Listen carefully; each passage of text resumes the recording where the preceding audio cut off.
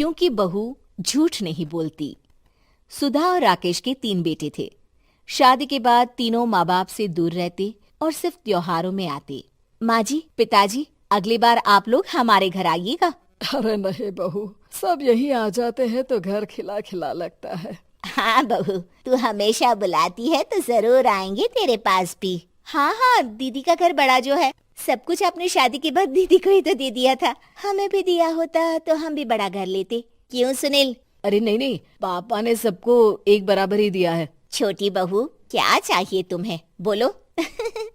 वो आपके सोने की चेन वाली घड़ी है ना, वो अगर आप मुझे, तभी वहाँ मजली बहू भी आ जाती है। और मुझे ना आपका मंगलसूत्र कितना लंबा, सुंदर और भारी भी है।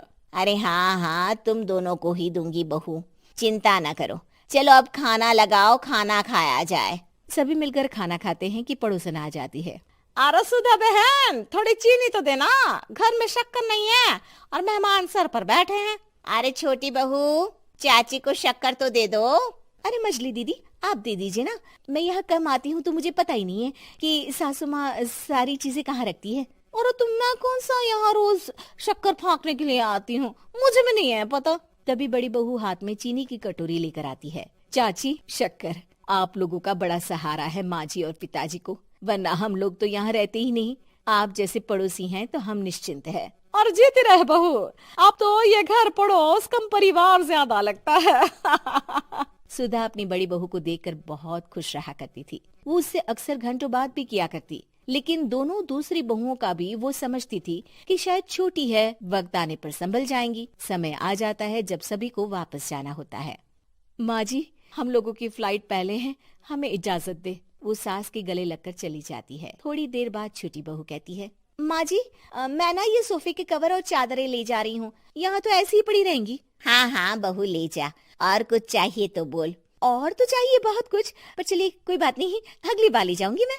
ऐसे ही मंजली बहू भी घर का बहुत सारा सामान ले जाती है। सभी के जाने के बाद सुधा राकेश से कहती है, घर कितना सूना लग रहा है ना। हाँ, और खाली भी। तुम्हारी दोनों बहुएं सब बटोर गई।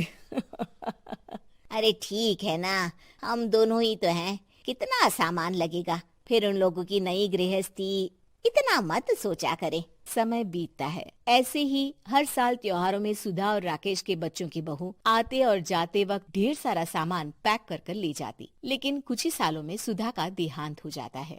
पिताजी, आप यहाँ अकेले क्या करेंगे? हम लोगों के साथ चलिए। अरे नहीं नहीं बहू, इस घर में सुधा की यादें हैं, मैं उसे नहीं छोड़ सकता हूँ। अब तुम लोगों की माँ नहीं रही। देख लो, वैसे तो मैंने उसके जीते जी सब कुछ दे दिया है, लेकिन कुछ उसका पर्सनल कीमती सामान था जो ये है, ले लो। सामान में होती है एक घड़ी और एक मंगलसूत्र। माँ जी ने कहा था कि वो ये घड़ी मुझे देंगी। हाँ हाँ, पिताजी, माँ ने सबके सामने ये घड़ी सरिता को देने के लिए कहा था। उठा लो सरिता माँ की घड़ी। अब क्या था, छोटी बहू फट से घड़ी उठा लेती है। और पिताजी, ये मंगलसूत्र तो माँ ने मुझे ही देने को कहा था, याद है ना? वो सभी की ओर इशारा करती है। तू भी ले ले ये हार बेटा, कोई बात नहीं। मंजली फटाक से हार उठा लेती है। ससुर बड़ी बहू की तरफ देखते हैं। तुझे क्या दूं बेटा? पिताजी, माँ ने एक चीज मेरे लिए भी रखी है। सभी के कान खड़े हो जाते हैं कि आखिर सास ने क्या रखा होगा बड़ी के लिए। अरे माँ जी तो दीदी से प्यार भी ज्यादा ही करती थी, हमेशा उनसे बात किया करती। जरूर कोई बड़ी और अपनी प्रिय चीज दी होगी दीदी को। और देख लेते हैं ना, वरना तो हम भी बराबर का बंटवारा करेंगे। हाँ हाँ, कर लेना बंटवारा। लेकिन बड़ी बहू, बताओ तो, सुधा ने क्या रखा है तुम्हारे लिए?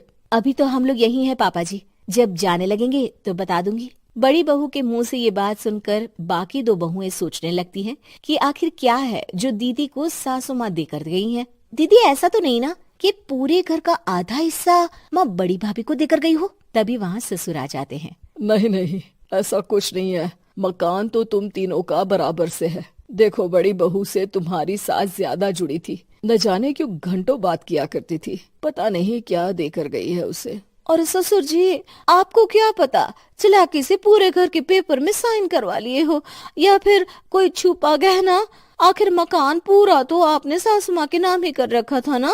अब घर में ये सस्पेंस बन जाता है कि आखिर बड़ी बहू क्या लेकर जाएगी। फिर वो दिन भी आ जाता है जब बड़ी बहू के जाने का समय हो जाता है। बेटा, परसों तुम चली जाओगी, बताया नहीं, माँ ने तुम्हें क्या दिया? घड़ी और हार जो बेशकीमती था और तुम्हारी सास को सबसे ज्यादा प्रिय था, उसका तो बंटवारा भी हो चुका है। अब तुम्हारी बारी। हाँ पिताजी, आज मैं ये बात बताने ही वाली थी। माँ ने मुझे उससे भी बेशकीमती चीज दी है और वो है आप। आपसे अधिक प्रिय उन्हें कुछ नहीं था। माँ चाहती थी कि आप मेरे साथ रहें। चलिए पिताजी। बेटा, मेरे पास तो कोई पेंशन भी नहीं है और ना ही कोई प्रॉपर्टी।